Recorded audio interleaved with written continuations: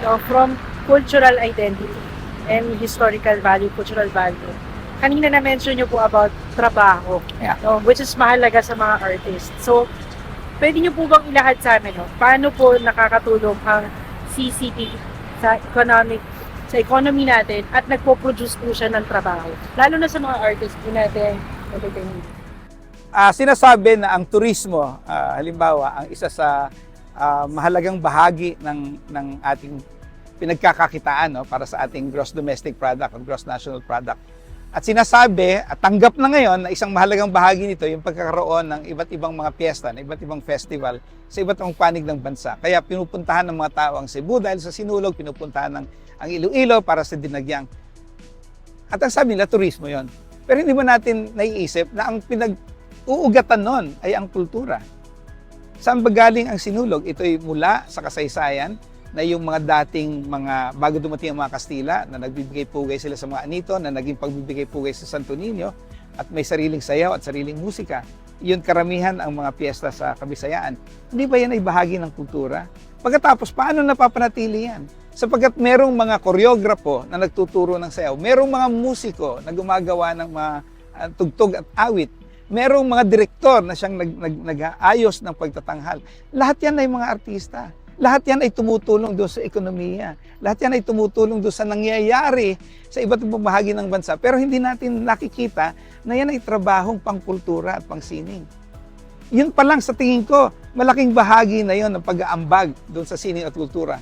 Pangalawa, hindi natin alam, napakalaki ng kontribusyon ng ating mga artista sa ating pambansang ekonomiya. Sinasabi na 10% ng ating gross national product ay nanggagaling sa remittances mula sa ibang bansa. Yes.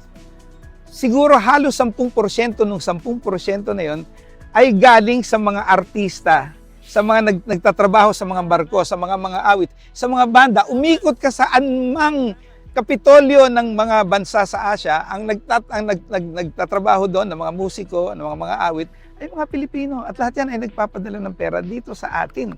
Kaya bukod dun sa sinasabi ko na tumutulong ang ating mga artista sa ekonomiya ng ating mga bayan-bayan at mga syudad na gumagawa ng mga festival, itong galing pa lang sa mga artista natin na hindi natin nakikilala at nakatago yan dati sa mga estadistika natin kasi nakalagay siya as part of labor. Hindi siya as creatives. Nakalagay na siya as foreign labor force.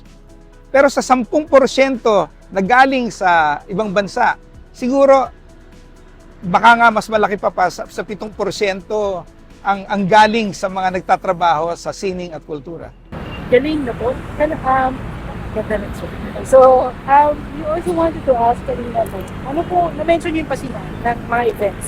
So, ano po ang kahalaga ng taunang Pasinayan? Nung una namin ginawa ito nung taong 2005, isa lamang siyang programang pang-marketing. Ibig sabihin, bago magsimula ang taon, sabi namin, bakit hindi natin ipakita sa mga manonood yung mga palabas na gagawin natin sa taong ito para magkaroon sila ng ideya, para baka magustuhan nila, bumili sila ng ticket. At gagawin nating libre kasi patikim. Kasi di ba ang ibig sabihin ng pasinaya, ay ang unang pagpapasimula o formal na pagbubukas.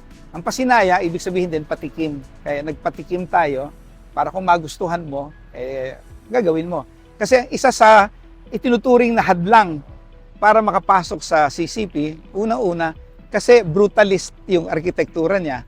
Hindi mo alam kung may pinto. Hindi alam ng mga tao na mahigit 300 tao ang nagtatrabaho dyan sa loob ng gusali na yan. Interrupt ako. Can you explain po sa Waters, ano ang brutalist? Okay.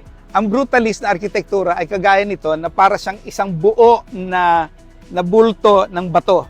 Oo. Kaya kung titingnan mo, ito yung arkitektura na likha ng pambansang alagad ng sining na si Leandro Locsin. Kung titingnan mo, ang totoo, para sa hindi nakakaalam, ang imahe ng CCP ay isa siyang alon na nagmumula sa dagat. Kaya papaganyan siya. Ngayon, dahil pag tinignan mo siya, parang karaniwan, paano ba pumasok dyan? So sabi namin, sa halip na hintay natin pumasok ang mata, ilabas natin. At sa pagdaan ng mga taon, nakita namin yung kagandahan doon sa pangyayari ng Pasinaya. Pagkatapos, nagbigay daan para sa iba't ibang mga manggagawang pansining, sa ibang mga pangkat na pansining at pangkultura, na sabi nila, bakit hindi, pwede ba kaming makisama? No? At karamihan, lahat halos na nagtatanghal dito ay walang bayad. Sila yung, oo, halos lahat. Nagtatanghal sila kasi alam nila na ito ay paraan upang maipakita nila, mapasinayahan nila ang sarili nila sa ating mga manonood, lalo na sa mga kabataan. Kaya ang pinaka-sistema dito sa Pasinaya, itong araw na ito ay isang buong araw ng palihan, na maliliit na palihan, maiiksing palihan, mga 30 minuto hanggang 1 oras. At pwede kang pumili kung ano man ang gusto mo, kahit ilan ang gusto mo, nang walang bayad. Kung gusto mong magbigay ng donasyon, tatanggapin namin. Sa palabas bukas, ganun din. Meron kaming 5 o 6 na entablado dito sa buong complex na bawat oras may iba't ibang palabas, na maiikling palabas din, mga 20 hanggang 30 minuto.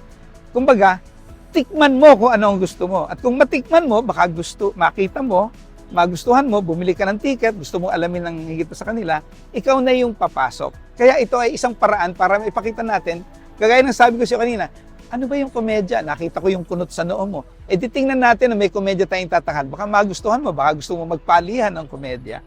Baka gusto mong makibahagi sa kanila. Di ba? Pag meron tayong mga pagtatanghal ng ibang tao, hindi pa nila alam na bahagi ng pagtatanghal. Ang hindi alam ng iba, yung sinasabi ko nga, yung ating mga piyesta, yung ating mga festival, yung ating mga prosesyon, yan ay sining. Yan ay bahagi ng ating dulaan, ng ating kasaysayan, ng ating musika, ng ating mga sayaw. Kaya yan ay bahagi na ng ating kamalayan. At ito, pinakikita natin, lahat ng nangyayari dito ay sining. Pero, hindi lang basta sining na panonoorin mo, kundi sining na bahagi ng pagkatao mo. At kung gusto mo pang malaman kung sino ka at ang pagkatao mo, edi pag sa hinaharap, bumili ka ng ticket o makibahagi ka sa mas malawak nilang palihan. Yan ang sistema at yan ang layunin at tema ng Pasinaya.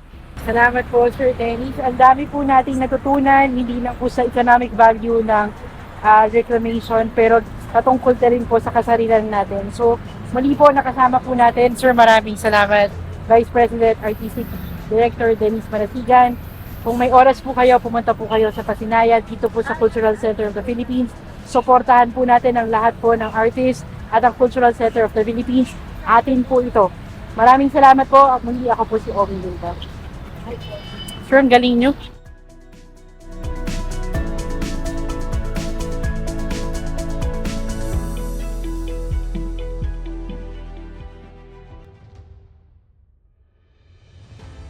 We are poverty reduction advocates. Doon po kami nakatuon. Paano ka namin mapapabuti ang buhay ng higit na nakakaraming Pilipino? Yan po ang bagong direksyon ng reclamation po. Tituladong lupa para sa mangingisda. Ito ang isa sa magagandang plano ng Philippine Reclamation Authority. Ang ating pong ahensya, ang ating pong opisina ay patuloy po na nagmo-monitor sa mga illegal na mga reclamation projects.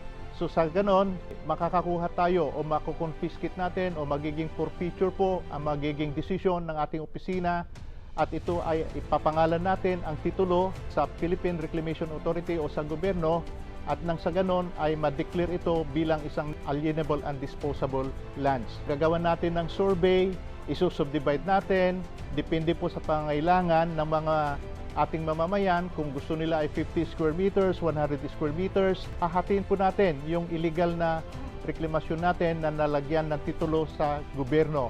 At pag nahati na po natin yon, pwede na pong mailipat yung titulo para sa mga mamamayan. Dahil mas pinaigting ng PRA ang pagbawi sa mga lupang pagmamayari ng bansa, inaasahan na sa taong 2028, nasa 200,000 hanggang 300,000 pamilyang Pilipinong walang sariling lupa ang mabibiyayaan. Kabilang dito ang mga kababayan nating mangingisda. Sa bagong Pilipinas, hindi lang trabaho at oportunidad ang ating plano. Gusto rin natin na ang bawat isa magkaroon ng titulong aariin at lupang matatawag nilang sa akin.